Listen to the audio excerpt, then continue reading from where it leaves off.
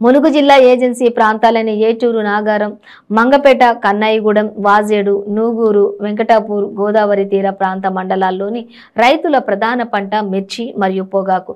గత 2 రోజులుగా కురుస్తున్న వడగళ్ల వానికి కల్లాల్లో ఉన్న మిర్చి, పొగాకు తడిసి ముద్దవడంతో రైతులు తీవ్ర ఇబ్బందులు ఎదుర్కొంటున్నారు. గత ఏడాది తెగుళ్లతో దిగుబడి రాక ధర లేక ఇబ్బంది పడిన రైతులకు ఈ ఏడాది దిగుబడి వచ్చిందని, ధర కూడా ఆశించిన మేరలో ఉందని సంతోషం క్షణకాలంలో కూడా లేకుండా చేసింది వడగళ్ల వాన.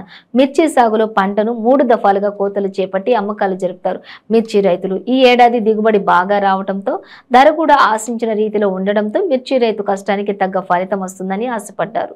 మొదటి కోత మిర్చిని విక్రయించే రైతులు లాభాల బాటకు చేరుకునే క్రయంలో రెండవ కోత మిర్చి కల్లాల్లో ఉండగా వడగళ్ల వాన వచ్చి మిర్చి రైతులను తీవ్రంగా నష్టం చేసిందని మిర్చి రైతులు ఆవేదన వ్యక్తం చేశారు.